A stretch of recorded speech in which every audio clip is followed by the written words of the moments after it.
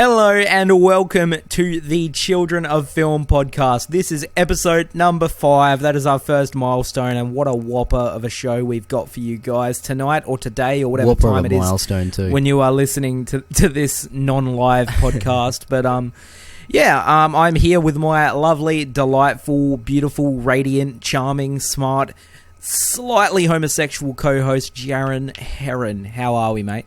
Well, I would say slightly is a bit of an understatement, Jacob, but no, I am doing good, all geared up for the show. We got some great things planned, including our top 10 first watches of 2016, so not just 2016 movies, all first-time watches we've seen this year. Movies we watched for the first time this year. We've been keeping a tally on that. Since we kind of want to do a bit of a year-end review sort of thing, but, you know, there's a lot of 2016 films that we haven't been able to see yet because they haven't opened here, so we're not going to be finalising our yearly lists for another month or two. Yeah, so let's dive straight into it with our opening segment. That is Diary Display. Just, gonna bit of a chit chat about the stuff we've been watching lately. Some of the last movies we've been watching. I guess I'll get started. This week I watched in the theater Office Christmas Party. It was okay. It's exactly what you expect. I watched the French movie Divines on Netflix. It was nominated for the Golden Globe for Best Foreign Film. I thought it was all right. I was impressed by the realism. The performances were really good, and the ending is a genuine gut punch. But ultimately, I feel like the movie didn't really work for me as a whole. There was a lot of stuff that I thought was really unnecessary, and I couldn't really get behind the characters. I rewatched Snowpiercer, great movie. What else can you say? It's awesome. I watched Die Hard on Christmas Day because you have to. It's the ultimate Christmas film. You're not wrong. If you don't, you're basically a dickhead. We're actually going to be discussing Die Hard a bit more in depth later on, so look forward to that. On Christmas Day, I also watched The Night Before, which is definitely being added to my Christmas film list. The Seth Rogen comedy, super funny. I really, really enjoy it. I'm not a huge fan of Christmas movies, which is why I prefer these actions and these comedies and stuff like that. But any Shane Black movie would also be acceptable as a Christmas movie. But on Christmas Day, I also watched Step Brothers because I don't know, it's funny. All right. Any funny movie is a Christmas movie then. Yep. There's a Christmas scene in Step Brothers. There's one Christmas scene where they sleepwalk and throw the tree onto their parents' bed, and then they throw their dad down the stairs and shit. Yeah, one holds the body, one holds the legs, and they're like a rugby passing. And that was fucking good. That's exactly how the dad sounded. Pretty damn good. I rewatched, not on Christmas Day, but I rewatched Moon, which is one of my all-time favorite sci-fi movies, and movie. I get that wasn't on Christmas, Jaron. I rewatched, and I get something, I get more out of that film every time I watch it, and I really can't wait to see Duncan Jones's follow-up next year, Mute. I saw Moana in the theater. I will probably have a review for that, but I will say I quite enjoyed it. It's one of my favorite animated films this year so far. I watched Train to Busan, the Korean zombie flick. I watched that yesterday. It is fucking awesome. Seriously, if you haven't been able to see this yet, watch Train to Busan. It is really, really great. It might even be my favorite foreign film this year. It probably is. I expected it to entertain me. I did not expect it to pull on my heartstrings the way it did. I think it's got a great story. There are some cliche characters and it's a little over the top and stuff, but for the most part, I've really, really enjoyed Train to Busan. Really, really great addition to the zombie genre. And I watched another acclaimed movie that disappointed me yesterday, The Fits, the indie movie that was it was very, very highly praised by critics and staff as this innovative movie, and I thought, while it had good cinematography and music, I thought it was such an incredibly empty film. There's hardly any dialogue in it. That works to its detriment. It really should have been like a 10-20 minute short. The story's not enough. It's 72 minutes and it felt like it was longer than Goodfellas. I really, really disliked The Fits, but to each their own. I get why a lot of people really loved it. It does have a good message, even though it's like, I feel like the movie's not really worth it. But I've actually watched a fair bit, but that's it for me, Jaron. You have the floor. Anyway, on the 22nd, gearing up for Christmas, I watched Elf, a Will Ferrell Christmas movie. So funny, it's just he's just so lovable. It's a G-rated movie about an elf. He was when he was a kid, he crawled into Santa's he was at an orphanage and he crawled into Santa's bag of toys and he took him to the North Pole by accident. And then, because he was at an orphanage and he didn't really have parents who was grown up there, and then once he's all grown up and he's 6'6" and he finally discovers when he's 30 years old that he's not an elf, he travels to LA to go find his parents. Such a heartwarming movie. Fucking tall. It's pretty dumb, but it's cute, and it will entertain any kid, and it's actually pretty quotable and funny. I then watched Denis Villeneuve's Polytechnique, which is a really short movie about a university shooting by a misogynist who thought all women were feminists and all women and feminists should die. Didn't want him to take his jobs.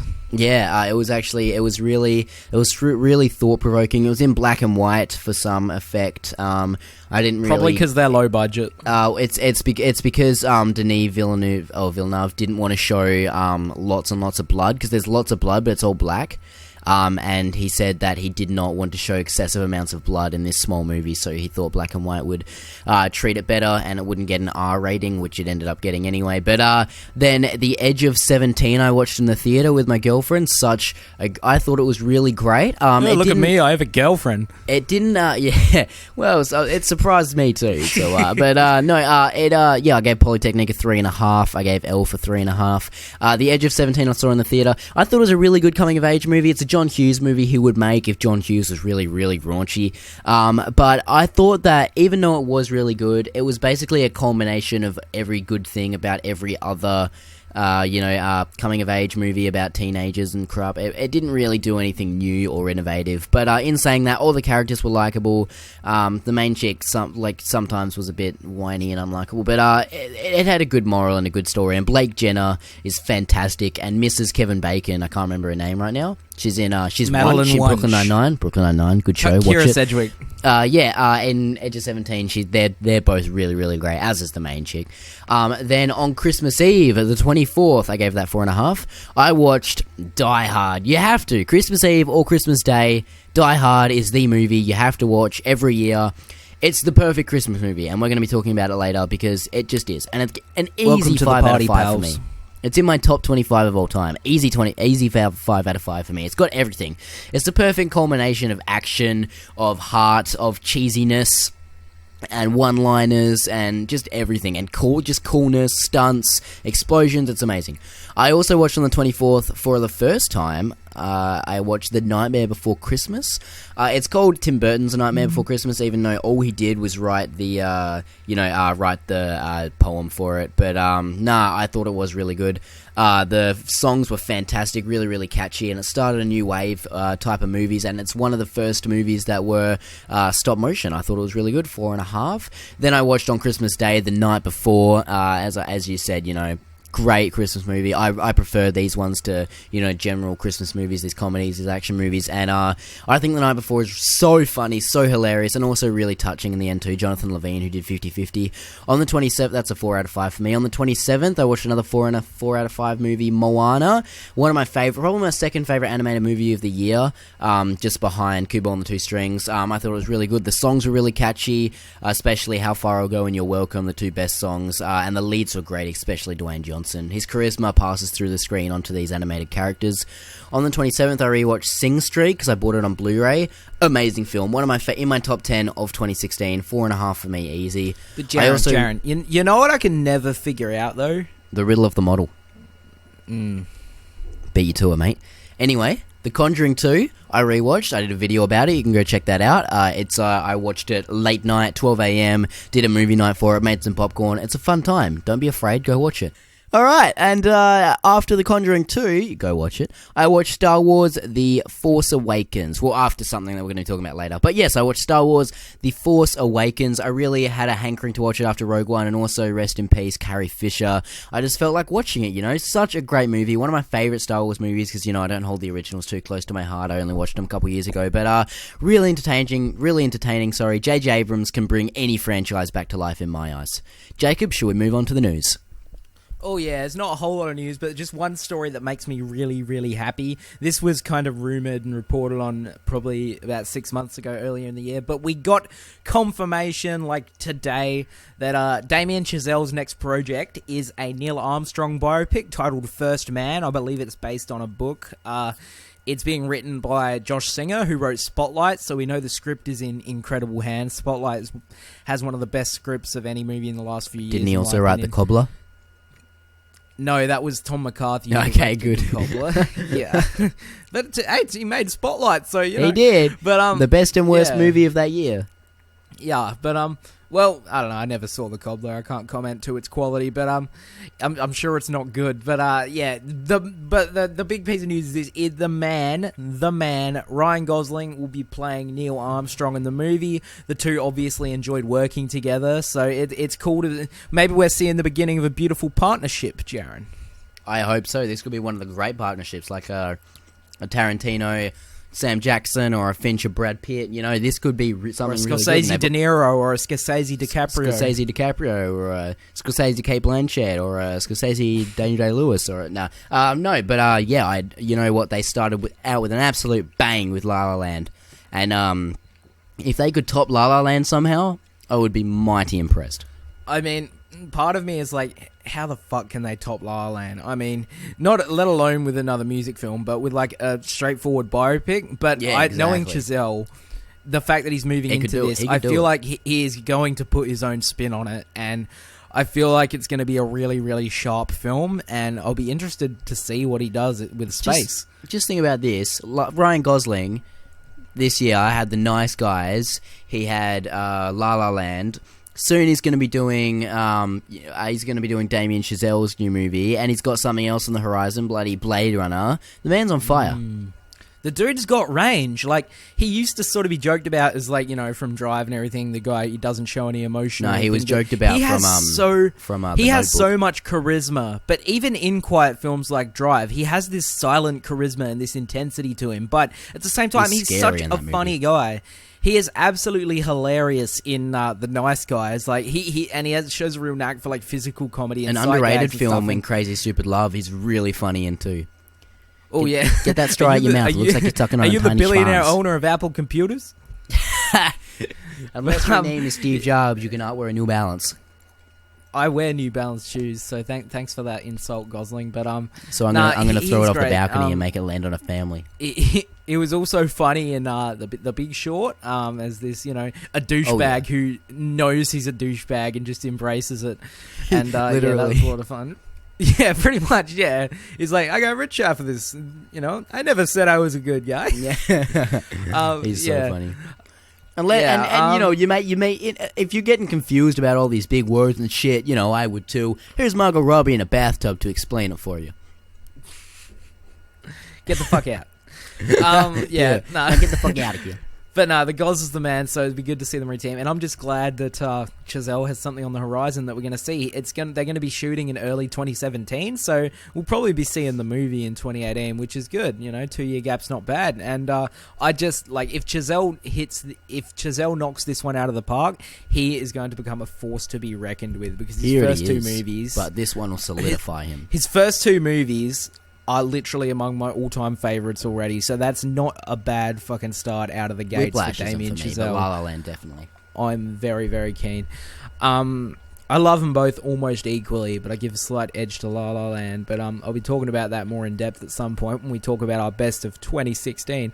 But or we could go on M. Night Shyamalan and make shit from now on. You know, who knows? Oh god, that would break my heart. Yes, that would break my heart. That would destroy me. But all right, we got to get real for a moment. The other day we lost Carrie Fisher, and it sucks.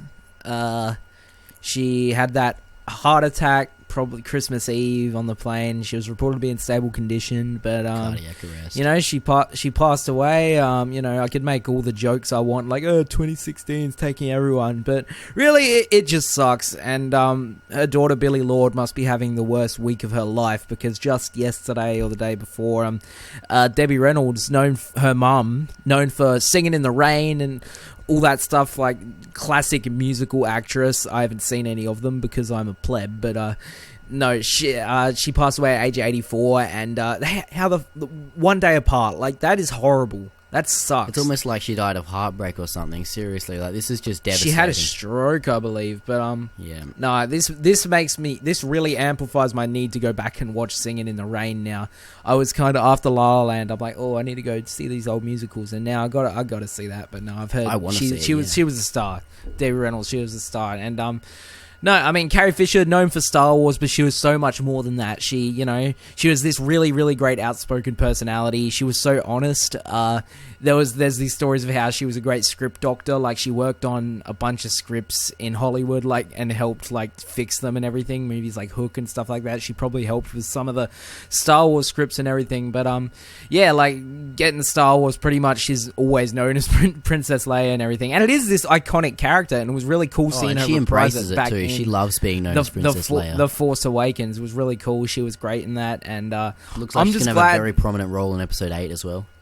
I'm glad that she's finished filming for Episode 8. They don't have to do a Paul Walker at the end, but I'm not sure what they're going to do with her character. But that's not really important right now. I honestly, I'd rather them not CGI it. I think that'd be, I don't know. I just don't think that'd be very tasteful. Well, it depends. It depends. They may have already killed her off in Episode 8 or made her retire or something. We honestly don't know what's happened. As morbid as it is, I honestly hope that's the case. It would be the best way to tribute her. Seriously, Disney know how to make films. I'm not going to speculate. I have all the trust in them that they will make it tasteful and respectful, and that we'll love the departure of Carrie Fisher in the series. And then the movie's end credits will be like a Star Wars remix of "It's Been a Long Day." They'll separate in different spaceships. But no, if Furious 7, a silly action heist franchise, can do a very tasteful and heartwarming farewell to Paul Walker, Disney and Rian Johnson and whoever's helming Episode 9, I forget their name, will be able to. It's going to happen. I think Colin Trevorrow is doing Episode 9, so I don't know about that. I mean, Jurassic World was decent, but not great. So Safety Not Guaranteed is fantastic, though. Oh, yeah, and I'm looking forward to his next movie. He's gone back to an independent film doing The Book of Henry, starring two of my favourite child actors in Jaden Lieberher and Jacob Tremblay. I'm pretty keen for that movie. In saying that, I do take it back about Furious 7, though, because James Wan was at the helm of that, and the man's a master. Oh, no, Furious 7 was a really, really good send-off for Paul Walker. It was done well. I was just sort of making a joke there. But no, it was actually it was a perfect ending, I think. I mean, I don't really like the song, but in the context of the movie, it really, really worked. I'm just looking at news articles, and there's an article. It's like, Debbie Reynolds dead after Carrie Fisher, 911,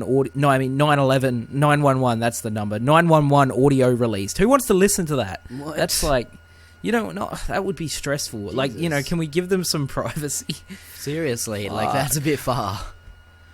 What? Fuck. All right. God, that was horrifying. Yeah. Do you have anything else to add here, or? No, just R.I.P. It's truly devastating, and you can make the jokes about it as you want, but 2016 has been a very every year there's celebrity deaths that will be more. Oh yeah. But I'm still I'm still hurting from David Bowie. Oh, I'm still hurting from Alan Rickman too. David Bowie. Everyone. We've lost a lot of great talent.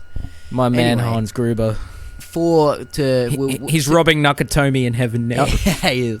To continue May the force be with you, Carrie Fisher, Debbie Reynolds, and everyone else who has left us. Everyone is. May the force be with you, David Bowie. Anyway, to continue the death train. I'm sorry. I love that. I'm sorry. That's going to be a segment every week now. The death train. Anyway. Alan Rickman also passed this year. That's one of my classic segues to Die Hard. Die Hard review. The death train. I mean, something good did come out of him.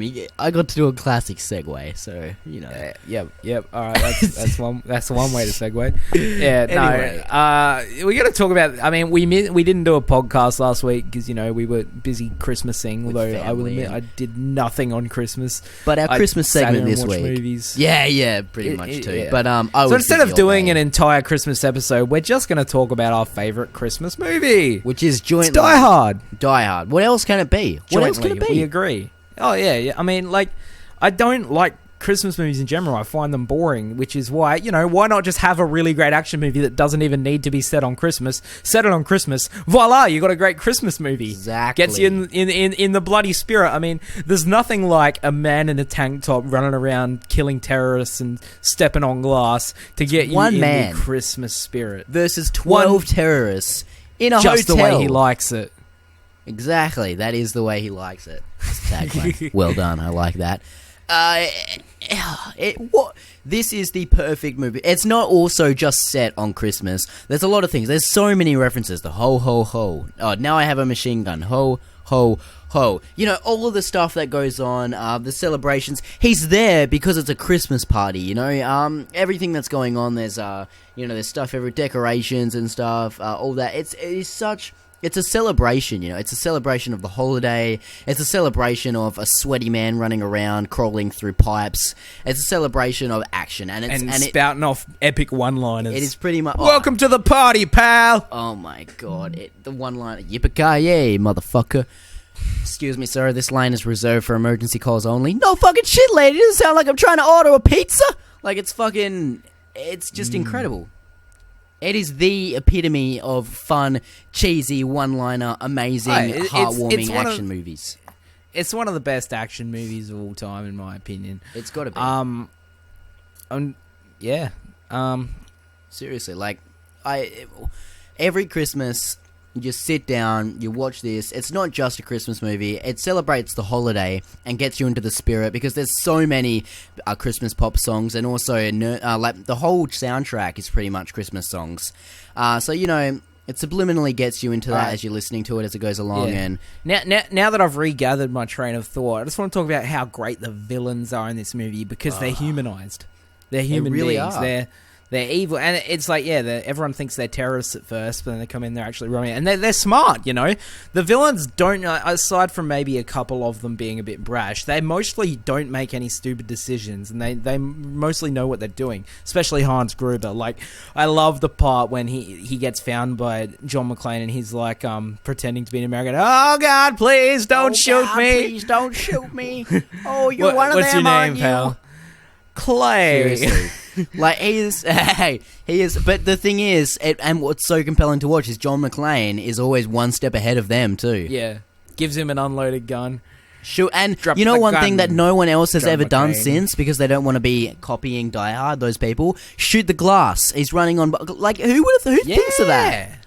It's such good attention to detail and good filmmaking to think of that stuff. And that's important because the hero needs to have that really vulnerable moment. The hero gets beat up has so to be much. Down and out and fucked, and that's what makes their triumph the best. I mean, in action movies, the hero is pretty much always going to prevail. Yeah. But what makes it great is the journey, and when they hit that lowest point, it's really, really great. You don't want a villain who's just... you don't want a hero who's got no... Like Lucy in 2014, nothing could touch her. She beat everyone up she touched. In this movie, John McClane gets beat up, man. And that scene where he crawls into the bathroom and his feet are all cut up and they're bleeding, and he's sitting there and he's talking on the walkie-talkie, and he's like, I don't know if I can do this, man. I think I'm out. And he's pulling the glass from his feet. Like, it's brutal to watch. And that, as you said, it makes his triumphant so much better. That scene, his relationship with the cop outside, what's his name? Al? Fucking big Welcome Al. To the party, Al. But no, when he's in that scene and when he's pulling the glass out of his feet, and Al's like, hey, we got a pool on you going down here. Hey, what kind of odds am I getting? Checking down for 20. You don't want to know. You don't want to know. But that's also when you learn. I'm good for it. You know what's amazing? Yeah, it's amazing how Al and John are such good partners, and they never meet face to face until the end of the film. But their partnership feels real. There's chemistry between them, and they're just talking on a fucking radio. Yeah, I love their friendship. This is when Al gets fleshed out too, with their kids and everything. Al gets fleshed out too when you find out that, spoiler alert, it's been out for almost 40 years. That Al shot a kid, and that's why he's a desk jockey now. He doesn't go out on patrols. Yeah. But he's still a smart cop, and he's there, and I just love the movie has just the right amount of cheesiness as well, like with the dumbass FBI guys and everything, like I'm in charge here now. Yeah, and then so like funny. the FBI agents, like I'm Agent Johnson, this is Special Agent Johnson, and then they just go up in the helicopter and get I went to fucking college, blown up. dickhead. Yeah. It's just like in Saigon. Oh, I went to college, dickhead. I'm Johnson. This is Special Agent Johnson. No relation. Yeah, So funny. Even the one-liners, John Spouse, they're just cheesy as hell, but they're so great to Oh watch. yeah. Easy 5 out of 5 for We'll me. get together, have a few laughs, Yeah, meet up at the coast, come together. and then how about Argyle? Ah, yeah. Big Argyle. Argyle, the champion. He is the man. Like, Yeah, seriously. just chilling out there in his limo. Like, what a legendary limo driver, just waiting there to see if Literally. he scores. Like, what a What'd legend. you do? Like, What'd you do? Old one Sleep with Argyle some to other be my guy? limo She driver. beat you up? but and I just love the little moments with the villains, like when they're guarding the door when the FBI guys are storming it, and the one guy just takes a candy bar and starts eating it. Like, Yeah, he looks around to make sure no one's watching. He just takes a candy bar. Just stuff like And that. It love, literally humanizes them. They're not robots just doing Yeah. stuff, you know. He wants to eat candy. He's a guy. I love the hacker guy. He was really funny. Oh, And, yeah. he felt kind of like second in command to Hans Gruber, and he was like, he was basically running, like doing everything they needed to get the money. And I loved some of his lines too. He's like, "It was the night before Christmas, and all through the house, not a creature was stirring." Except the 4 assholes coming in from the back, standard Hey. formation. It was, yeah. What about when, like, just a little bit's like when John's running, he's like running away from a terrorist, and he runs past like a nudie magazine posted on the wall, and he just touches the Touches boobs and it. keeps running. What a legend. Yeah, very, very Christmassy. But no, how about the cokehead guy, Ellis? Oh, Come on, man. I When can he help comes you. in, I he's get like it. Just wiping that off his hands. that Nothing. shit eating grin on his face when he's like trying to get John to give up. Like, he's Dude. like, oh, fuck you, man. Just, yeah, he's like, yeah. Check out the watch. No, I don't have to. Come on, what are you embarrassed?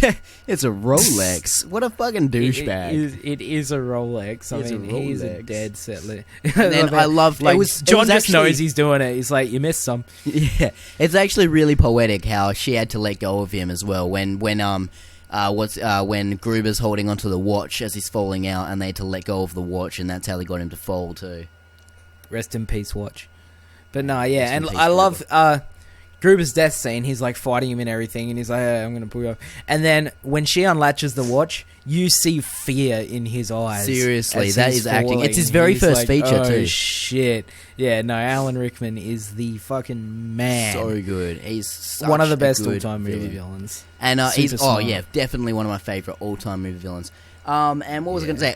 And what's iconic as well that I can't believe I forgot to mention, when he's there and he puts his hands behind his head and he's got a fucking gun taped to his back and he pulls it out and shoots Oh, him. yeah. Yes. That's in Brooklyn Nine-Nine He too. loves Watch it, good show. Yippee-ki-yay, motherfucker! But now, like, and then they just ruin it in the 5th one where he's a superhero. And Yeah. I'm pretty sure in the 5th one, it's PG-13, so they have him say Yippee-ki-yay, Mother Russia or some shit. And it's Oh no, just- that's the it's really- TV cut of the original. It's Oh, so okay. famous. Oh, 'Cause in the I TV haven't cut, seen. he's like, See, I haven't seen any of the sequels actually. I know they're all PG-13 though. Oh well, in America, Die the Hard. first one. Here it's M. The first one's not. No, It's I M. thought it was MA here. No, Oh, it's fair M. enough. Ooh, It's a pretty, but yeah. it's a pretty violent M. Like, there's lots of boobs, there's swearing, there's lots of blood, like lots Yeah, well, of blood. It would be back MA in the if it came out back in the today. 80s. Yeah, back in the 80s, movies got away Oh, with yeah. a lot more shit. Definitely. But yeah, no, that's Die Hard. Really, you all know it, you all love it, and next time you're looking for something to watch on Christmas, look no further than Die Hard. just watch it. It's amazing. Yeah, Gets better Obviously every get- rewatch. obviously gets a 5 out of 5 from yours truly. Definitely easy 5 out of 5. Yeah, I mean, yeah, easy. Nah, maybe 4.9. No, I'm joking. It's fine. No, maybe 5.1 at a push. All right, 5 out of 10. let's keep trudging forward. We're gonna quickly roll through our You're welcome. Nice. We're gonna roll through our film swap. Each week we give each other a movie to watch, something we've been wanting to get the other one to watch, or just something we feel like talking about. Usually it's just an excuse for the two of us to make each other watch movies we've been bugging each other to get onto for months. But I'm gonna let you go first, because the movie I gave you was one of my favorite movies from this year. It's a Spanish movie called Truman, and I don't know anyone else who's seen it, so I'm like, yeah, Jaron, you gotta watch it. I need to know what other people think, but I personally love it. But I'll let you speak. Yeah, thank you. So Truman, basically, it's the main character Julian, and he receives an unexpected visit from his friend Thomas, who lives in Canada, and the two men, accompanied by Truman, Julian's dog, they basically, it's not really about anything, they walk around, they share emotional and surprising moments, prompted by Julian's complicated situation, since he has the big cancer. He has the big. It's cancer. not a spoiler. No, he has cancer, and basically it's them just going through, it's basically it's basically Julian paying for everything, Thomas paying for everything, so Julian he can go around and say goodbye to everything he loves before he inevitably dies of cancer, and it's really heartwarming, and, there's lots of, it's basically a series of lots of conversations and interactions with different people, doing different things. There's all dialogue. Trying to give his it's minimal dialogue. It's just a lot of. No, it's all dialogue. Yeah, that's what I meant. It's basically all talking. If you're looking for action scenes, stuff like that, don't come here. This is all talking. It's a really talkative movie, and it's really deep. It's really emotional. And the whole thing, it's a very delicate storyline, and it doesn't get very over dramatic most of the time, and it basically walks that line really, really well, and I enjoyed this a lot. It has a sense of humor. It does. It definitely has a very dark sense of humor, but a sense of humor indeed. I really enjoyed this. I thought it was great. Sometimes to me though, it just got a little bit boring. Obviously, I love talkative movies as well, but like 12 Angry Men, all talking, one of my favorite movies. But I don't know, sometimes I just didn't love these characters enough, or the dialogue wasn't just enough for me to connect to it and stay really interested. But I did think that it was a very well done movie. It's around the middle of my list all the year, towards the top half, because it is, as I said, it's still a 4 out of 5 movie from me. I'm giving it 4 out of 5. I still really enjoyed it. But no, if you're looking for a movie about two friends, and basically it's just a series of conversations and interactions, look no further than this. It's really heartwarming, and that dog is amazing. I love Truman. I want him. Yeah, there's a lot of it. What's sad is the dog passed away not long after they finished filming it, so the actors were really sad during the press tour and everything. Yeah, definitely. But no, I love it. Just without spoiling anything, what'd you think of the ending? I personally really, really loved it. Yeah, I basically saw it coming. I knew that it was you start to see it coming in the last 20 minutes. But when it happens, it is really emotional, and it's so good how the other character deals with it, and he's just like, yep, and I'm like, it's perfect. I really enjoyed the ending. Yeah, so that's Truman. Definitely one to check out if you're looking for something to watch. I highly recommend it. But Jaron, what did you give me? This week, I gave you something you hadn't seen in a long time. It's one of my favourite movies. Well, something I'd never seen. You may see it. Something you've never seen. One of my favourite movies of all time. It's going to pop up later on in the show, and it's basically a classic, Martin Scorsese's Goodfellas. Jacob, take it away. Yeah, I'd never seen Goodfellas. I've had it on Blu-ray for a long time. I've been putting it off. I actually watched half of it probably over a year ago, and I fell asleep. I was really tired that day, to be fair. But I sat down, watched the whole thing. I'm a huge Scorsese fan, and prepare to get angry at me, but I didn't love Goodfellas. I know. A hush falls over the room. But, alright, Goodfellas about Henry Hill, played by Ray Liotta. Great performance. That has to be said right off the bat. Everybody in this movie is fantastic. It is an like Joe Pesci. That Ray Liotta was not nominated for this. Yeah, Joe Pesci, man, he won. Like, well, I'm a funny guy. What, you think I'm funny? Like how I talk? What, I amuse you? He's a bloody wild card throughout that whole movie. Yep. He's bloody crazy. De Niro's great back when he actually gave a shit about his movies. And all the bit players are great, everyone. But yeah, Ray Liotta it's a true story. He plays Henry Hill, this guy. As far back as I can remember, I always wanted to be a gangster, and he rises his ranks through the gangster world. And it's pretty much a story of like betrayal and gangsters. It's like, it's a great gangster movie. I didn't latch onto the story, if I'm being honest. I'm sorry. I can't articulate my thoughts that well. I don't have some grand criticisms to lay against it. It's one of those movies where I just was a little bored by it. I wasn't really that engaged with the characters or the story. There were some great scenes here and there. There are a lot of great scenes. I mean, Scorsese is the master behind the camera, so the whole film looks great. The music's great. The choice of songs are really fantastic. I love his use of freeze frames. And when Ray Liotta breaks the fourth wall toward the end, it's really great. And there was some great, that tracking shot through that bloody club. It's incredible. It was groundbreaking at the time. I'm pretty sure they got to film. They got it in the first or second take or something. Yeah, it's incredible. They set it up and shot it, and it was done. It was amazing, and it's 8 minutes. Yeah, and the second half it turns into him being sort of paranoid that he's going to get whacked and everything, and people start getting killed left, right, and center. It's people covering their tracks and everything, and it's just a very realistic look at life in the mob and the highs and lows that come with it. I just didn't find the characters or the story that engaging, but it is a very masterfully made film. It's just, I don't know, it didn't hit with me like a lot of other Scorsese movies have. I don't know what else to tell you, but, that's Goodfellas. I'd probably give it a 3.5 out of 5.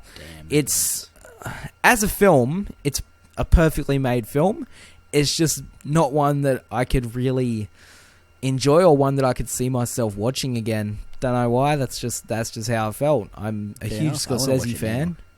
I feel like I'm justifying. I feel like I'm trying too hard to justify myself. But you know what? Fuck you, Goodfellas. 3.5 out of 5. Liked it, didn't love it. There we go. That's our film one thing swap. You can have to say, even though you didn't love Goodfellas, is that Martin Scorsese is the master at gangster movies. No one better.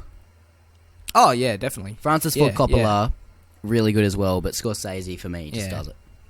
Yeah. And I mean, gangster is in the traditional fucking mob, the Italians, their suits and their hats. I mean, The Wolf of Wall Street's kind of a gangster film too. Wolf of Wall Street is Goodfellas. It's the same type of storytelling, really. Yeah, I just find Wolf of Wall Street a lot more fun, and the characters. But that's just me. But yeah, well, it is a comedy. Goodfellas isn't a comedy. Yeah, exactly. It does have some pretty funny moments though. Oh yeah. We'll probably count down our top 5 Scorsese films at some time or another, maybe when we've seen some more. I've actually only seen 7 of his movies. I definitely need to watch some more of his older ones, like Mean Streets and stuff like that. I think he did Cape Fear. That was on TV the other day. That's meant to be good. But I definitely need to catch some of his older stuff. But anyway, let's move on from that. We got 2 countdowns, a top 5 and a top 10. Countdown's my favourite show. My favourite part on the show. Our weekly top... We don't know each other's list before going in, and it's our weekly top 5 countdown. And in honour of Moana finally opening here this week and us getting to watch it, we are going to be counting down our top 5 Walt Disney animation movies. So this doesn't count Pixar. This is Disney's animation movies, so no Pixar, because if it was Pixar, Studios. That'd probably be the whole list. But so we're gonna... It's not fair. Yeah, we're going to get stuck into that. Jaron, I will allow you to go first. Right, starting off at number 5, I have a couple honourable mentions. First of all, I just want to throw out there Snow White and the Seven Dwarfs, probably the very first one to start it off. I don't love it. I don't connect to it as much because, it is really old. It's really dated, you can tell. But it started it all off. It has to be on there. Big Hero 6, one of the more recent ones. I really enjoyed it. And Emperor's New Groove, one of the funniest animated movies I have ever seen. Kronk is amazing, and I love this movie so much. But my number 5 is coming off is The Little Mermaid. Now, The Little Mermaid, I used to laugh. I'm a guy, I love Little Mermaid, whatever. It's a fantastic movie. It's by Ron Clements and John Musker, the absolute masters. It's got such a good cast. It's so heartfelt. It's such an iconic story now. They told it so well. Sebastian the Crab, one of the best animal sidekicks of all time. Flounder's good too, but, it's such a heartwarming tale. People pick it apart now, but, when it came out, it was the shit, and still now, it is the shit. The Little Mermaid, such a good movie. Jacob, what's your number 5? The songs are great too. Oh yeah, big time. Alright, so yeah, a lot of my picks in this list are going to be drawn from nostalgia because, I haven't seen a lot of these in a long time. It's mostly ones I watched as a kid. But, let's get into it. Yeah, definitely. These are great movies and ones that I have loved and could probably watch again today if I had them or felt like it. But I got 2 honourable mentions as well. One is, as you said, Snow White and the Seven Dwarfs. I've watched this a few times. I actually watched it a lot when I was a kid. It's a classic story. We all know it. It's great, and it's it was really groundbreaking. It was really when did it come out? 1930s, 1939 maybe. Yeah, it's so great. It was really groundbreaking with its use of color and everything like that. Oh yeah, many. There have been many. And my other honorable mention is Lilo and Stitch, the movie set in Hawaii. I really, really love that movie. Such a great movie. I do. You have no idea. I watched that every week when I was a kid, and Stitch is so adorable, and it's a really, really great look at Hawaiian culture and everything, and the characters are great. It's really funny. Yeah, I love Lilo and Stitch. Didn't really care for the sequels, but it is so funny. I never even watched the sequels. The first one was good enough for me, and it has such a great message with family. Mahana, whatever it is, means family. Family means no one gets left behind. Yeah, that's the one. Family means no one gets left behind. Such a great message. Or forgotten. My number 5 is your number 5, Jaron. It's The Little Mermaid. Mostly pushed it above because of the songs are so great. Under the sea. Under the sea. There was a great joke. I mean, I don't know. Did you see the end credits scene of Moana? Yes. Yeah, there's a great reference in that to The Little Mermaid, and but I won't spoil what that is. There's actually in the You're Welcome scene when he's singing, and there's fish dancing in the background. Flounder is one dancing in the background for a brief couple of seconds too. I saw in the credits there's a Wreck-It Ralph drawing or something as well. Yeah, but no, Little Mermaid, as you said, it's the great characters. I mean, it's a little dated in its ideals and everything. Some of the characters aren't that great, but it's still a classic movie, and just the craftsmanship involved and the music, and they're remaking it, and I'm a little worried, but at the same time they've got a great team. Dropped out. No, yeah, they don't have anyone at the moment. But dude, on the music, right, they've got Alan Menken, who I'm pretty sure, did he work on the original?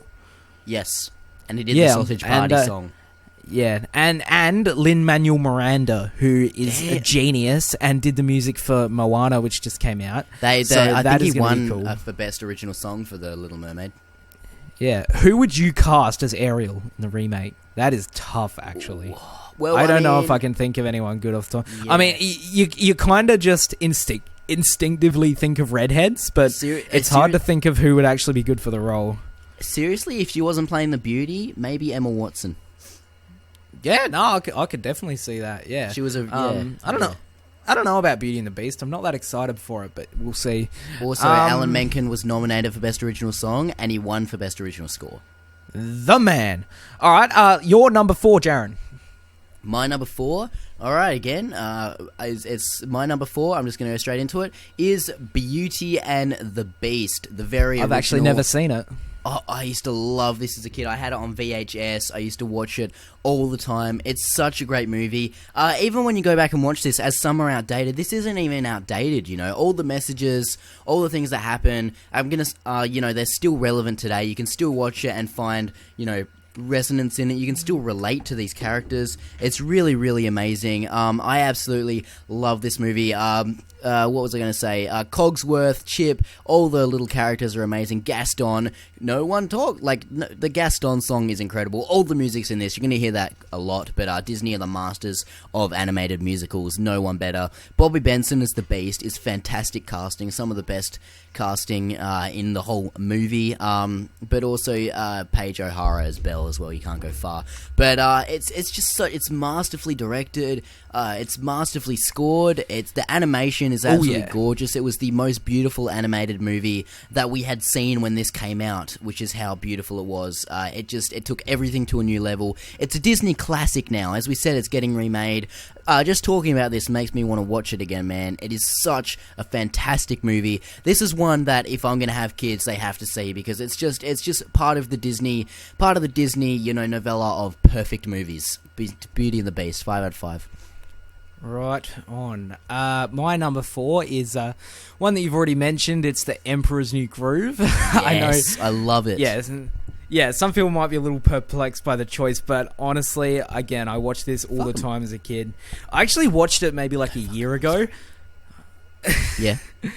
Yeah, I think I watched this like a year ago, and it honestly held up. I think it is so funny. The whole chemistry between bloody Kronk and Yzma. Oh, Kronk and Yzma, man.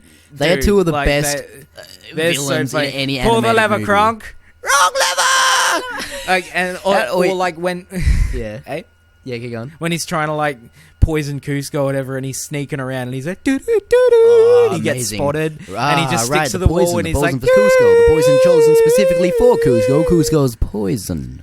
Cusco's poison. Yeah, no, it is hilarious. Hey, you guys were behind us. How'd you get here first? I don't know. Tell him, Kronk. I really don't understand. It makes no logical sense. Gets me every time. And Kronk's Angel and Demon, so funny. Yep, that's me. You're probably wondering how I ended up in this situation. How Cusco is just this arrogant douche, but he learns humility in the end, and it's got a good message. And I love The Emperor's New Groove. Underrated movie, I think. The Devil, that guy's got a good point, but check out what I can do. He does a handstand, and Kronk's like, I don't really see how that's relevant. The Angel's like, nope, he's got a point. God, so that good. movie is funny. All right, you're number 3, Jaron. My number 3 is someone that people may also be perplexed by, because it's more of a, it's more of a recent one. But my number 3 is Wreck-It Ralph. I think Wreck-It Ralph... I'm gonna wreck it! It is easily the greatest movie revolving around video games that exists. It's so good. John C. Reilly is absolutely perfect as this character, He's so, he's so vulnerable. He's also, really demanding when it needs him. He's just so good. The characters in this, even the original characters like Ralph and all that are so good. King Candy, you got Vanellope, you got Felix, there's also a lot of cameos at the start, especially by Pac-Man, Eggman, stuff like that. Sonic's in it for a bit. It's just such a story about a guy. He doesn't want to be a villain. He likes being the hero. He's sad. He lives in a dump. Everyone else he literally lives in a dump, like a physical dump. Everyone else lives in like high mansions and stuff, and he doesn't want to be a villain. He doesn't want to be treated. He wants to be good, and in the end, he doesn't become a hero and star in a new game or whatever as you think it would go. He learns that being a villain, people need villains. Heroes need villains to be heroes. Everyone can't be heroes, and as he said, I am bad, and that is good. There's nothing bad about being good. There's nothing, whatever. I completely butchered that, but there's I am bad, and that's a good thing, as he says. And it's just such a great conclusion that children can come to, that the movie comes to, and it's such a heartwarming tale. Such a great movie. I cannot wait for the sequel. Jacob, you're number 3. 5 out of 5, easy.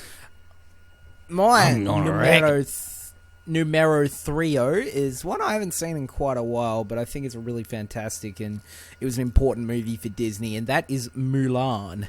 Now, Mulan is this...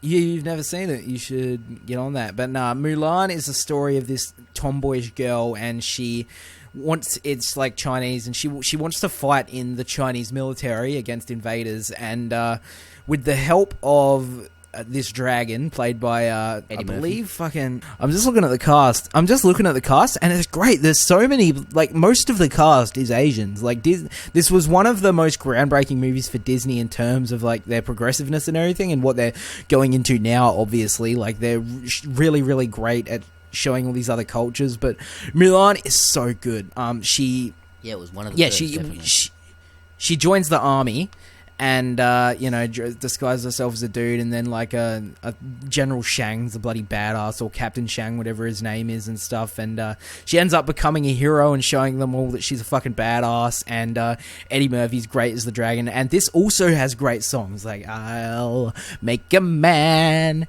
out of you. Like I've heard that song too. I didn't even know it was from Mulan. It's a great freaking movie. I highly recommend it if you've never seen it. It's another one that I watched a lot as a kid. Came out in 98, so it's not that old. Damn. And they're remaking this one too. I just hope they don't fuck it up. Dude, but like they're doing a live action remake. Mushu's gonna look really weird in live action. That's all I'm gonna picture like, that. Jesus. Yeah, I don't know what they can do about that, but yeah. Anyway, number 2, Jaron. My number 2 stars the single greatest voice acting performance of all time, and that is Robin Williams in Aladdin. I think Aladdin is absolutely amazing. Again, I used to watch it all the time on VHS. Aladdin, Scott Weiner, Robin Williams, Linda Larkin. It is so, so, so good. Jafar, one of my favorite animated villains, just villains of all time. He's got a really dark sense of humor. Abu, Iago.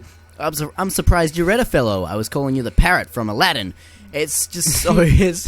Brooklyn Nine-Nine, watch it. It's such a good tale about this kid, and, he's not a kid, he's like a young adult, and he's basically a street rat, he doesn't have parents, and he wants to become a prince, and he finds a genie, lets him out as Robin Williams. Apparently Robin Williams did about 14 hours of voice work, and, 60 minutes. This is unheard of in animation at the time, but he improvised, They let him improvise so much that they animated the character around his voice, and he just improvised everything. Literally, and the character, he transforms all the time into his jokes and gags like hundreds of times, and it's just him. He's just Robin Williams. It's his most Robin Williams-y performance. This and Mrs. Doubtfire, but it's his most Robin Williams-y performance. Just his voices, his craziness, his zaniness, and it is amazing. If they ever remake Aladdin, whoever has to step into the shoes of Robin Williams, whoever has to step into the shoes of Robin Williams, they're gonna pay, no matter who it is, they're gonna pale in comparison, because Robin Williams is the master. No one has or will be better than him as being this character, the genie. They're remaking everything. You know who's directing the Aladdin remake? Who? Guy Ritchie. Really? That's interesting. So that will be interesting. Way.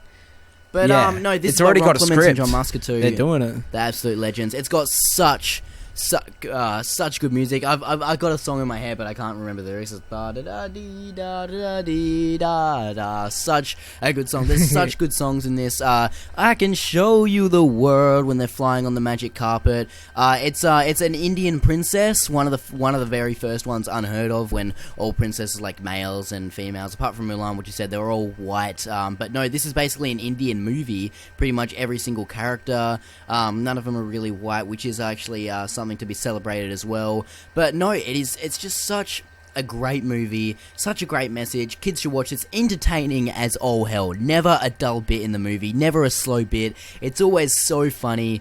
Especially because, Robin Williams is in almost every scene, and he's just a riot. Such a good final confrontation, a fight, when Jafar captures the genie and makes him become a sorcerer, and he can just summon everything, and it's really heartwarming, and it's just such a great movie. Aladdin, easy 5 out of 5 for me. One of my favourite animated movies of all time. I love it. Jacob, what's your number 2?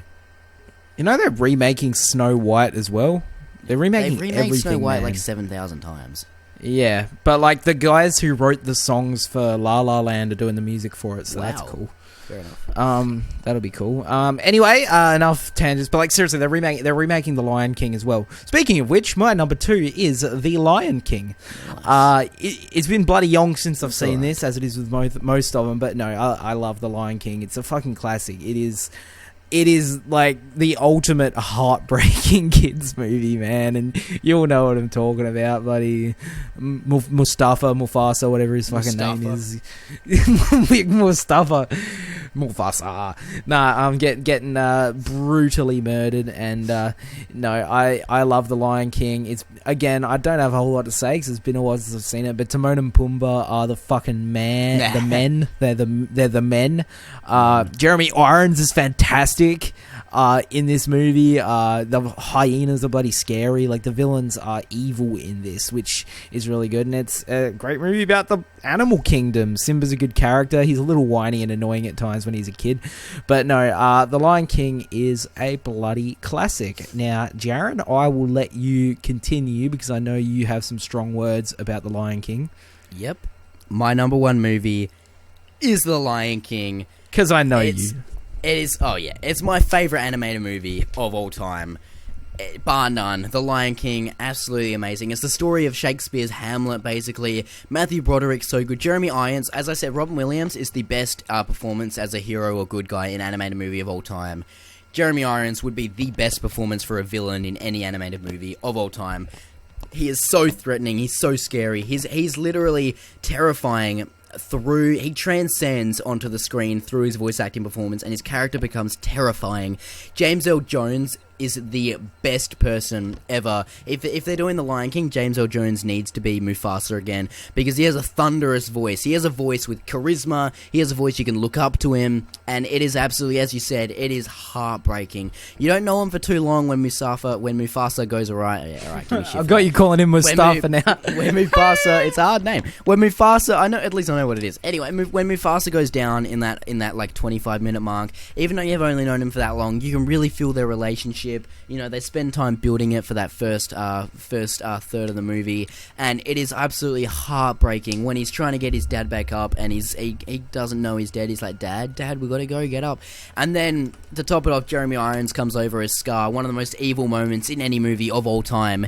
He tells Simba that it's his fault that his dad's dead, and he banishes Simba, and then sends the hyenas to go kill him. It is such a dark movie. Yeah, that plot point and the death of Mufasa has been emulated by so many animated movies iconic, now. That similar iconic storyline, character losing their father. Most recently, The Good Dinosaur did the exact same thing, and it was almost the exact. Oh, really? Yeah.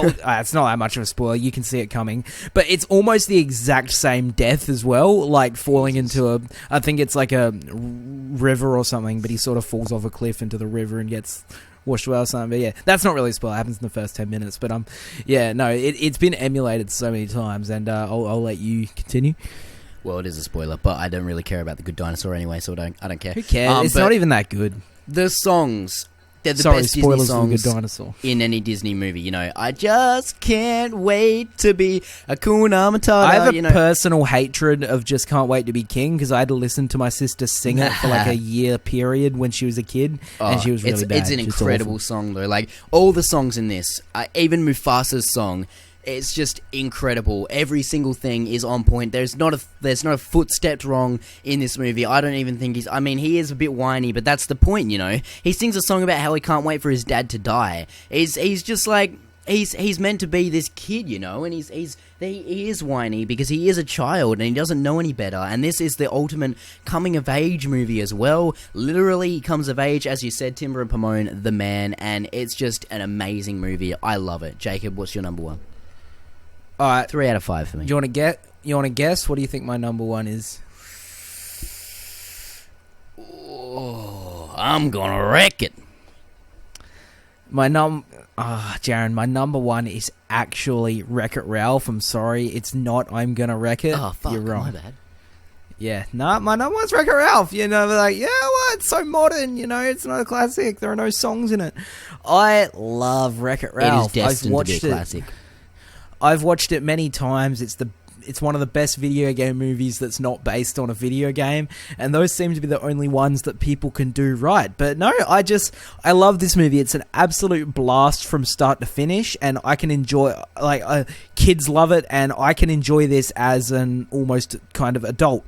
It's so much fun. That's it. Wreck-It Ralph is such a lovable character, but at the same time, he's flawed. He pushes people away sometimes, and he wants to be a good guy, but he's kind of doomed to be a villain, and it's about him learning to accept his role and everything. But there's this whole great story of him going to try and become a hero, not a villain, blah, blah, blah. He goes into that... The only part of the movie that falls flat for me is when he goes into the Call of Duty game. I didn't really like that part, but it's a bit weird. It doesn't really go anywhere.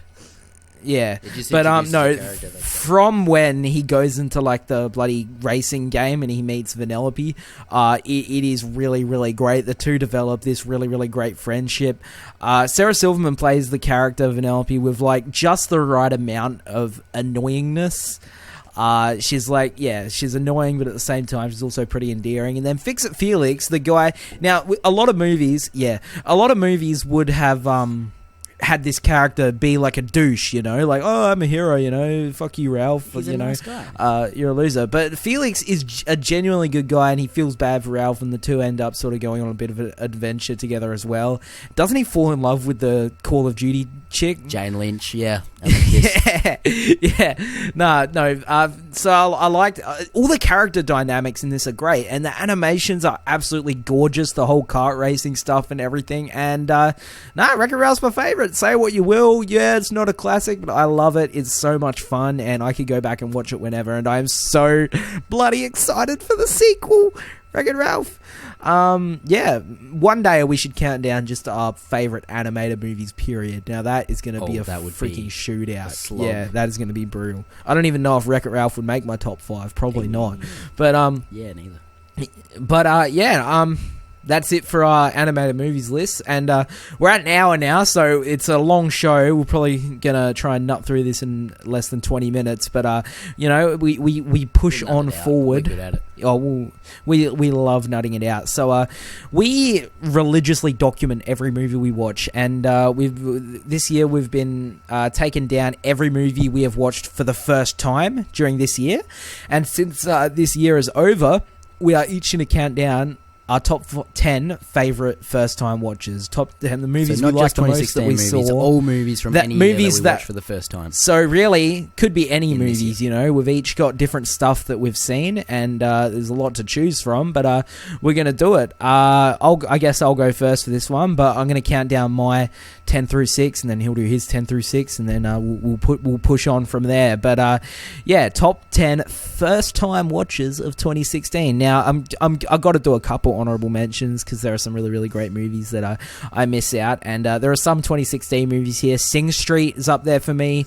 The Hateful Eight, which didn't come out till this year in Australia. Mummy, the Xavier Dolan film, that really, really hit me emotionally. Gran Torino, Clint Eastwood's one of my favorite Clint Eastwood movies, and I got to say, Midnight in Paris.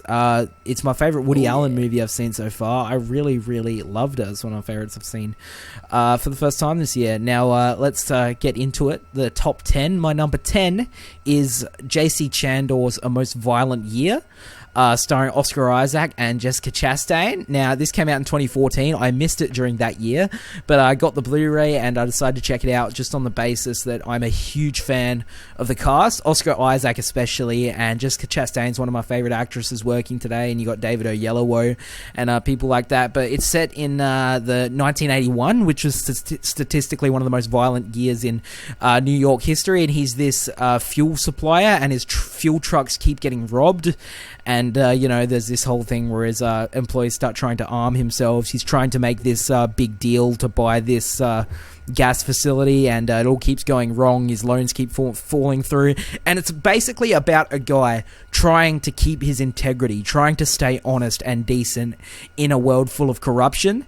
And I really, really love that part of it. I thought Oscar Isaac's character, Abel, was absolutely fantastic, and you really, really feel his moral struggle the whole time. And then you've got Jessica Chastain as his wife. She's like a mobster's daughter, and she wants to try kind of bend the rules a little bit. And yeah, it's like, what would you do in that that situation. You know, sometimes in business, it's really, really hard to stay clean. Sometimes you do have to do some shady stuff, but that's the most violent year. It's really, really good. I highly recommend checking it out. Great performances. My number 9 is a 2016 movie, Swiss Army Man. You're going to hear me talk about it a lot more when we do our best movies of the year list, so, you know, I'll keep it short and sweet, but no. Swiss Army Man, people dismissed it as a movie about a fighting corpse, because yes, Daniel Radcliffe plays a fighting corpse on this movie, and Paul Dano is a guy washed up on an island, and yeah, people dismissed it as weird and gross and disturbing, but personally, I love Swiss Army Man. It's one of the most endearing and inspiring movies I've seen this year. It's a movie about friendship. It's a movie about insecurity and learning to embrace your inner weird side, and it is wholly original and creative, and there is nothing else like it, and it is a fantastic movie. Number 8, my number 8 is Shutter Island, Martin Scorsese's movie. So underrated. I watched this and I'm like, holy shit, it blew me away. You've got Leonardo DiCaprio, you've got Mark Ruffalo, boss, hey boss, and hey boss. Jackie O'Haley's in there for a little bit. John Carroll Lynch, a great character actor.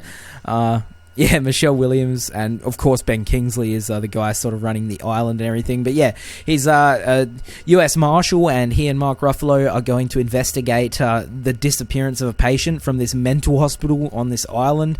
And but he starts having these, you know, strange visions and everything, and stuff starts to go awry. There's this whole backstory with his wife that's unraveled throughout the film, and it's a very, very dark movie. It's a mystery, and I was really wrapped up in the mystery. I couldn't tell where it was going to go next, and I was engaged from start to finish. It moved me, and I cannot fathom how this didn't get any Oscar nominations. I thought it was absolutely fantastic, with a knockout performance from Leo DiCaprio. My number 7, oh, the twist, woo! My number 7 first time watch this year is another 2016 film, and it is Arrival. It's one of my favorite movies of the year. Yeah, I am a big lover of smart sci-fi. Denis Villeneuve, he is the man. I was hotly anticipating this, and it met my expectations. It's a really, really smart movie, which is great to see, and the more you think about it, the more you love it, and it has layers to it.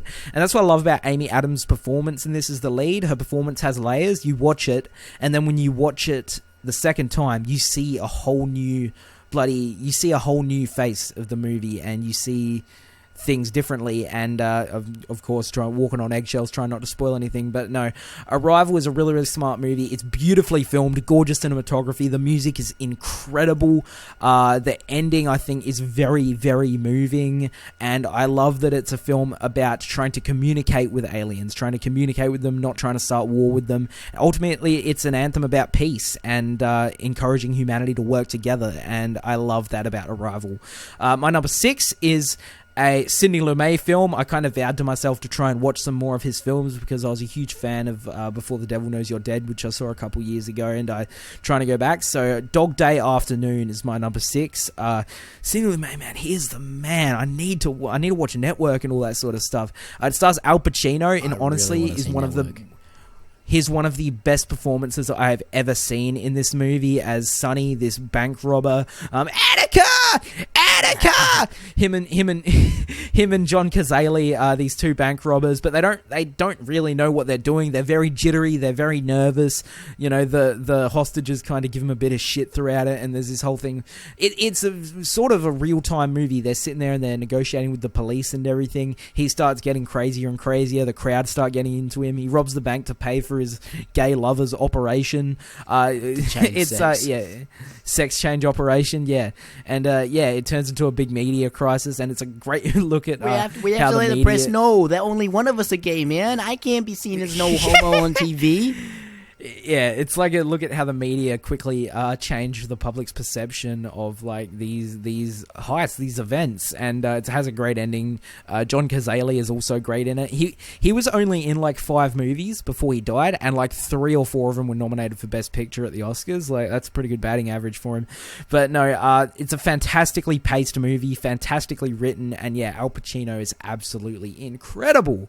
Jaron, you have the floor. I second that. One of my favourite performances of this year. I saw it this year as well, and it's up there on mine, but not quite my 10. Anyway, I got some honourable mentions to throw out as well. I saw Take Shelter for the first time this year. This year I watched, all of his movies, Jeff Nichols' movies, and it's absolutely fantastic. My favourite one of his, Michael Shannon, incredible. Should have won the Oscar, let alone got a nomination, which is absolutely a travesty. It's recent, but La La Land is up there for me as as an honorable mention. I thought it was great. Rain Man, Tom Cruise, and Dustin Hoffman, one of my favourite supporting performances of all time. He is amazing as Rain Man, really endearing movie. Kmart. And Civil War. What can I say? I'm a fanboy. I love these movies. They're really close to me. They hit me in the heart, and this is my favourite one yet. And at number 10, we are going to go on to The Godfather. I watched this the first time. Yes, this is my opinion, so don't get angry that it's not my number one. But Francis Ford Coppola, The Godfather, 1972. It is absolutely amazing. It shows the epic tale of this 1940s New York mafia family, the Corleones, and they are so amazing. Marlon Brando, I'm going to say this a lot, but one of my favourite performances of all time. He's absolutely amazing as Vito Corleone. People give him shit now for the having balls in the bottom of his mouth to make his face puff out, but it is so great. He literally looks amazing because he was only like 40 playing this like 60-year-old. It is absolutely incredible. The featured songs in it are just absolutely incredible, and, I'm stealing this from Dan Mel of Movie Fights, but they feel like they've been passed down. The score is amazing. It feels like a family movie, and it is, but it's an R-rated, heavy look at the Mafia. One of my favourite Mafia family movies film, bring the kids to it. I've ever seen. Yeah, definitely. And it's I just still haven't incredible, seen it. and it's their rivalry with other families, and, betrayal, stuff like that. It's incredible. Every film fan should watch it.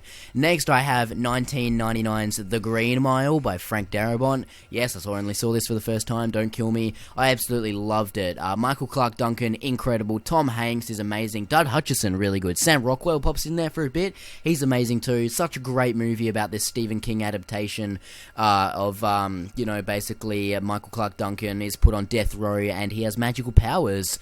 And it's a really heartwarming, endearing story about these people, and he cures people. And Tom Hanks, when he has like this nut infection, and Michael Clarke Duncan heals it, and he's like, it's so amazing. It's got a dark humor to it, but it is so good. It's a real gut punch to the end. And that end if scene, you don't cry at the end, you don't have a heart. You don't have emotions if you don't cry at the end, because that end is an absolute gut punch. One of the most intense, one of the most hardest to watch scenes I've ever seen in a movie. It is grueling to watch that end scene. If you've seen it, you know what I'm talking about, and if you haven't, you will. Next, I have 1992's A Few Good Men, directed by Rob Reiner, by the great Aaron Sorkin, who penned it. He also did the story. This was actually a play created by Aaron Sorkin, and then he wrote it for the screen. It is an incredible movie. It's Tom Cruise, Jack Nicholson, who only came in and filmed for about a week, but his performances, and he's only in like 3 scenes. He was nominated for Best Supporting Actor, though, because he is absolutely incredible in this. Basically, Tom Cruise is a lawyer, and his job is that he's amazing. He's the best in the business at getting plea bargains, and he's put up to defend these two people who have gone and basically their colonel, they're in the army, their colonel has told them a code red. They're getting accused for a code red, which means colonel tells them to do something illegal, but they have to do it because their colonel told them to, and he's trying to prove if they did it or not. And these two people are really stubborn. Dark humor again, but really a really great watch, riveting dialogue, fantastic movie. Everyone should watch it. Next, I have now one of my favorite horror movies of all time, 1980's The Shining.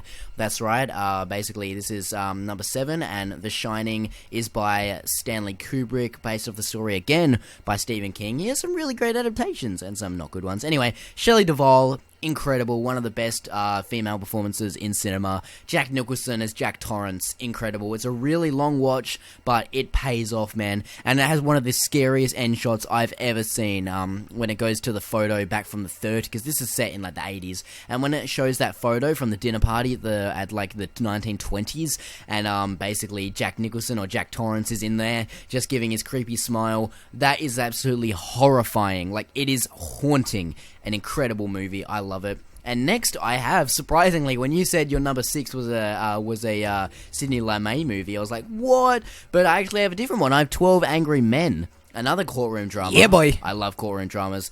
We talked about this before. It's 90 minutes of pure dialogue. It's the classic story now of 12 people go in there. 11 of them instantly think that this because it's about a black man accused of murder? I think it's a black man accused Puerto of Rican. murder.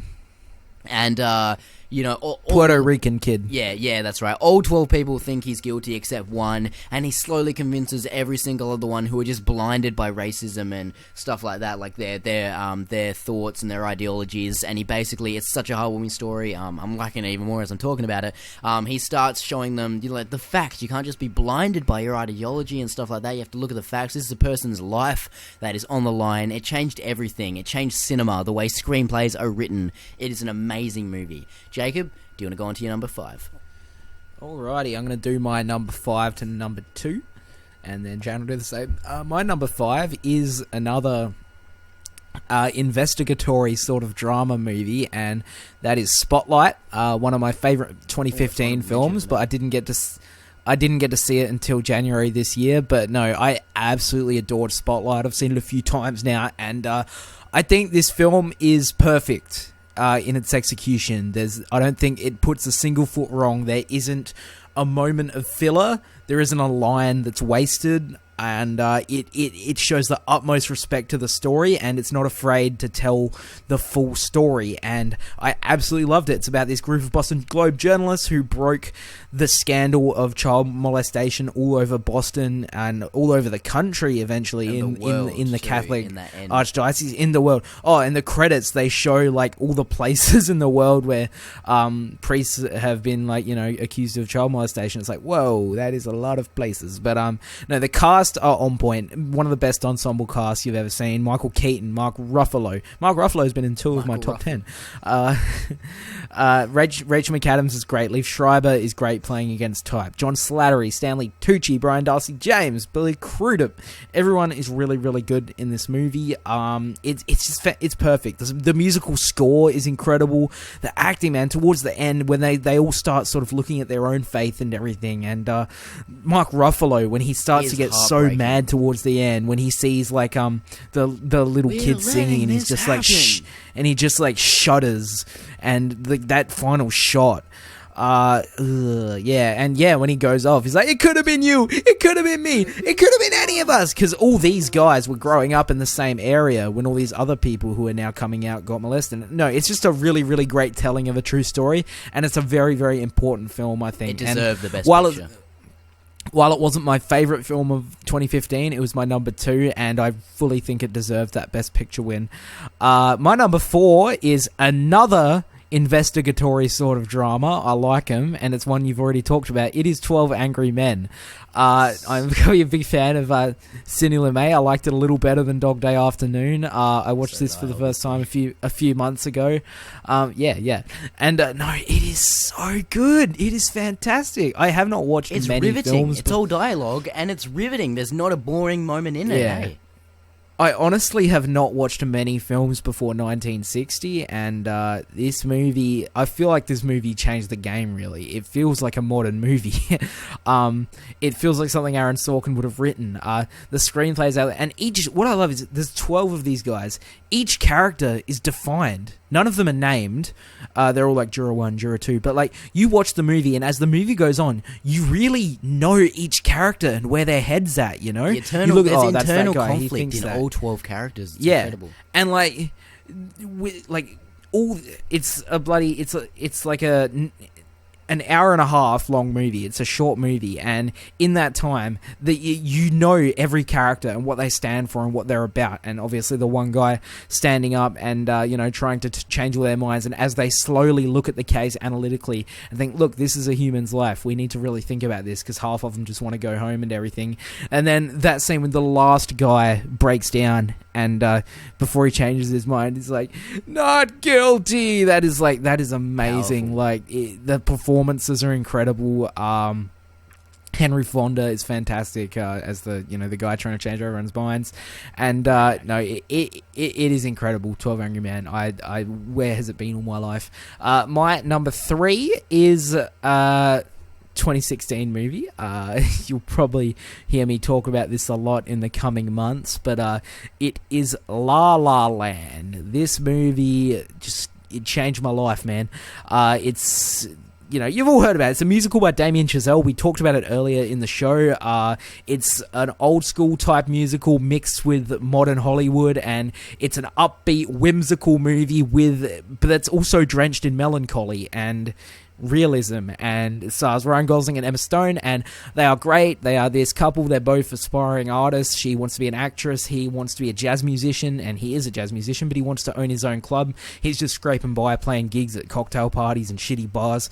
But, they form a relationship. It's so cute. The two have so much chemistry. The scene where they really, really click when they sing A Lovely Night by the Lamppost, and they're dancing. It is straight out of Singing in the Rain. And like Fred Astaire and Ginger Rogers. This movie made me want to watch musicals, because I went into this not really liking musicals, and it made me want to go back and watch a lot of old musicals, because this movie absolutely floored me. It's emotional. It takes you on so many highs and lows.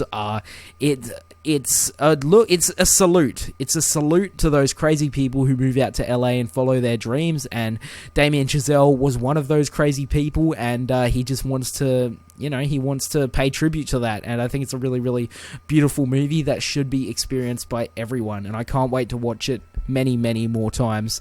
My number 2, this is hard. This is not far off of number 1, but this is one of my all-time favorites now that I watched for the first time earlier in the year, and it is The Assassination of Jesse James by the coward Robert Ford, directed by Aussie Andrew Dominik. It's been on my radar for a little while, but I never really bothered watching it because I'd never really heard much about it, and the title was a little off-putting, but having watched the movie, the title is perfect. It sums up the movie perfect. But it stars Brad Pitt as Jesse James, Casey Affleck as Bob Ford. This kid, he's idolized Jesse James. He tries to start getting involved with his gang, and the movie's basically the embodiment of the phrase "never meet your heroes." And Bob starts to grow jealous of Jesse and everything, and he ends up getting entangled with the feds, and he finds an opportunity to kill James, and there's that whole plot. But Sam Rockwell's great in this as his brother. Everybody's great. Everybody comes to play. I think Paul Schneider was really good in it. Garrett Dillahunt, Zoe Deschanel's in it, but I think she had a lot of scenes cut because she's not in it much, because the movie's like 2 hours and 40 minutes long, but apparently the original cut was like 4 hours or something, and what I wouldn't give to see that cut. But no, The Assassination of Jesse James is like it's like an anti-Western. It's very contemplative, it's very reflective, it's mostly dialogue driven, there's not a whole lot of action, and I can't do it justice by explaining it. This is a movie that has to be seen. I think it's riveting every step of the way, every one of the bloody 160 minutes that it is. I think this movie is absolutely incredible. There's one shot when they're robbing a train at the start. Roger Deakins cinematography, one of the most beautiful shots. That shot feels like something cinema was invented for. And the performances are great. This is an incredible, incredible movie that is so underrated by so many people, and you need to watch it. I've got one more to go, but Jaron, give us your 5 to 1. Alright, my number 5 is Orson Welles' Citizen Kane. This is the first time I ever watched this. I'm a movie fan, and I need to see the greats, so I put this on, and it is incredible. You said before that Goodfellas is like the Wolf of Wall Street. This is like the Wolf of Wall Street. It's like the Social Network. A guy creates this thing. He's basically an entrepreneur. He owns this business. He thrives up. Everyone loves him. They know he's Citizen Kane, the Great Kane, and basically he fucks over all his friends, and he becomes it's just that classic story, but told so well, and has that iconic moment. Rosebud, who is just searching for, is an empty man, even though he's got everything in the entire world. It's such a great watch. It changed cinema, the way how plots progressed and stuff. So it's up there, because this is my best list. It's up there for that as well, because of how much influence it has, and you can just tell it's a classic by watching it. It just gives off that vibe. It's incredible. Number 4, I actually have one that was one of your honorable mentions, Quentin Tarantino's The Hateful Eight. I love The Hateful Eight. It is so fun. 3 hours long. It was in 70mm. And not a boring second. Not a boring second. It's all dialogue and some awesome action sequences. You know, more N-words than in any movie you've ever heard. I don't know that nigger, but I know he's a nigger. It's actually, I don't know that nigger, but I know that nigger's a nigger. But anyway, I apologize for saying that because I'm white as they come. Anyway, it is an incredible movie. So is Quentin. It is. Well, yeah. It's probably it's probably the script with the most N-words ever written by a white person. But yeah. But no, it is amazing, and all these 8 characters are defined. You know them, you know their personality, you know what they like to wear, you know what they eat for breakfast by the end of this movie. You know all these characters so well. They're all fleshed out. It is so fun. The way it's directed, like the flashback sequences in it, it is so fun, and I love it. Number 3 is one you talked about earlier. Jaron, can I just say, I tried to look up what movie has the most N-words in it. I think it's Django Unchained. Really? I would not be surprised. It's got over 100. I would not be surprised at all. Anyway, my number 3 is one we've already talked about, and it is Martin Scorsese's Goodfellas. This jumped at me and grabbed me and sucked me in, unlike it did for you, unfortunately. I loved it. I was invested in the story, invested in these characters. It is so great. Joe Pesci, one of, if not my favorite, supporting performance of all time. What, you think I'm a funny guy? You think I amuse you? I'm a small fella, hey, but you think I'm funny? It is amazing, expertly crafted. It's a combination of expertly crafted, and I love the story, and I love the characters, and it is just so good, and it's so funny. It is an incredible movie. And my number 2 is what is now my favorite action movie of all time. I am so glad I watched it. I've watched it like 3 times since I've watched it, and it is James Bond Casino Royale. You know what? After I watched this, I watched all of the James Bond movies, all of the Craig ones anyway.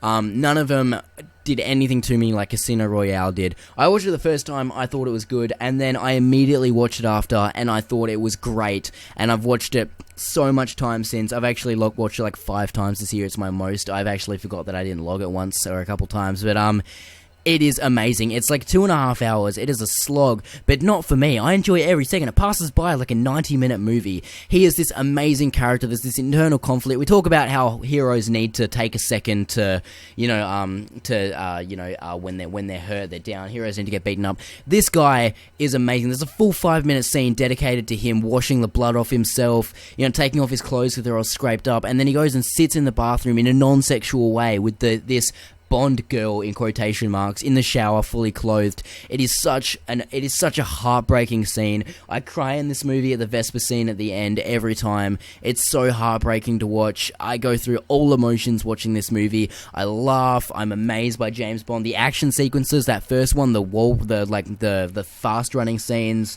all of the scenes in this movie I would pay massive amounts of money to see this in the cinema. It is absolutely incredible. The score is incredible. All the characters are amazing. It's one of my favorite movies of all time. This is a movie that hits. This is in my top 15 movies of all time now. I love it. I want to watch it again right now talking about it. Jacob, what's your number 1? Alright, Jaron, let's talk about emotions. My number 1 is actually a 2015 movie, and it's a movie that I've watched 7 times this year since I watched it for the first time in February, and that movie is Room. Room is the story. It's based on a novel by I can't even recall her name right now, the writer of the novel. I have read it. I read the novel after I watched the film. Emma Donoghue. I read the novel after I watched the film. It's fantastic. It's entirely written from the kid's perspective, but it's the story of Jack, a young 5-year-old boy who has lived his entire life in one room because his mother, played in a brilliant performance by Brie Larson, has been kidnapped and locked in there for 7 years, and this sick bastard, locks her in there and, basically has her as a sex slave, and it's horrible, really. And but this movie isn't your typical movie like this. It takes it in a direction you don't expect. And, the first half of the movie, we're in the room, and it's this kid's entire world. And I love the way the director, Lenny Abrahamson, frames the whole room. They built an actual room, and then they had removable walls and stuff so they could get panels. And the way they shoot it really shows how it feels like the whole world to this kid. And it's really, really good. And all these little dingy, they're disgusting spoon. It's wonderful to him, and he makes up all these imaginations about his imaginary dog, and and then but Brie Larson, eventually has to try and show him, look, there's a whole world out there, and we have to fucking find it. And there's a scene when they try to escape from the room, and it is one of the most intense. It was more intense than any scene in an action or a suspense or horror film that I saw last year, and it is white knuckle stuff, and like it is insane. And this is a movie it's peppered with optimism. Ultimately, it's a movie about this kid experiencing the world for the first time. And when most movies like this would end when you escape and it's all sunshine and rainbows, this movie shows that sometimes it's not all sunshine and rainbows after you get out of the room. You know, she suffers from PTSD and stuff like that, and this movie absolutely ripped my heart into a million pieces and then put it back together again and then just ripped it apart again. Jacob Tremblay is absolutely phenomenal in this, bar none the best performance I've ever seen from a child actor. I will now watch everything that kid does, except maybe Shut In, that looks like garbage. But no, he was absolutely incredible in it. The two had a great relationship. Yeah. Brie Larson, who's quickly becoming one of my favourites after Short Term 12, she outdoes herself in this, very deservedly won the Oscar. Lenny Abrahamson does a fantastic job directing her. I read this letter that he wrote to Emma Donoghue, begging her to let him write the novel and showing that he really, really understood it. Write the novel. And it's right, direct the movie, shut up. But no, the novel's really, really great too, and it's a really great adaptation. Obviously, they had to leave some stuff out, but no, what can I say? This movie, dude, I've seen it 7 times. I still cry like a bitch every time I watch it. You know, I'm not ashamed. No, I think it's a beautiful, beautiful movie, and it's not as depressing and dark as you'll think when you look at it. It will leave you feeling warm inside. That's my number one first time watch, Room. It is in my top 10 favourite films ever. Yeah, I'm about to tell you my number one, which is also in my top 10. And, you know, I said that Spotlight deserved the Oscar, and it did, but so did this movie, another 2015 movie after Room, The Revenant. I think people have turned on The Revenant right now, for some reason. I'm not sure why, but I think this is the perfect movie. It has the best cinematography I've ever seen in a movie, bar none. It is expertly crafted, and by expert I mean there is nothing they could have done better. It feels like you're out in the wilderness with these characters, these pelters who are just getting pelts to go back and earn money, and Leonardo DiCaprio is there to basically guide him through the woods. And one morning he's out getting breakfast and he gets mauled by a bear. Literally, that is one of the most intense scenes I've ever seen in my life, when he gets that bear scene, when he gets mauled by a bear and they basically kill each other. And everyone finds him, and he's got a wound all up his back, his Ted. He's got a wound through his neck. It just missed his jugular, but an open neck wound. That makeup was phenomenal. Open body wound. Oh yes, definitely. Open, every single place on his body was basically wounded and bleeding out like hell. And it's a true story too, and it is incredible he didn't die from this. Like, it is literally astounding, staggering how he didn't die from this. But no, he did it. And basically, they left him for dead. Well, basically, 2 people were in charge. Tom Hardy played one of my favorite movie villains. After seeing this, is played by Tom Hardy. What's his name? Ronald? No, R. Is it? Who is it? It's Wait, who are you? What are you on? Fitzgerald? Yeah, Fitzgerald, yes. Fitzgerald, and Fitzgerald and this other kid, Eyebrows Kid from Where the Millers, get told to basically... they get told to look after him, and Eyebrows Kid gets used by Tom Hardy, and they basically leave him for dead, and he comes back, and he doesn't come back to life, but basically crawls his way out of his grave after something's happened to him personally that I won't spoil, and he hunts down Tom Hardy. It's the ultimate revenge movie. It's about life. There is beautiful cinematography, and sorry, I've already said that, but in these scenes where he's picturing his wife, he's picturing all these manifestations about life, about revenge, about his destiny, about what he's destined to do, his journey. He goes on this massive journey, running from people. The horse scene is incredible. Every single scene in this is a piece of art, framed perfection. You've heard all the stories about how he ate real liver and stuff, and that's not the reason he got the Oscar. The reason he got the Oscar is because he committed to this part, and he was staggering. He was absolutely moving in this performance, and Tom Hardy fully deserved his as well. It's funny story. Tom Hardy actually has a tattoo on his leg that says "Leo is always right," because they had a bet. Leo said he would get Oscar nominated for it. Tom Hardy said no way, and he got Oscar nominated for it. He didn't even count campaign, and so now he has a tattoo on him that says Leo is always right. Leo would have had the one that said Tom is always right if he was wrong, but no, he was right, and it is incredible. The Revenant, one of the best films I've ever seen.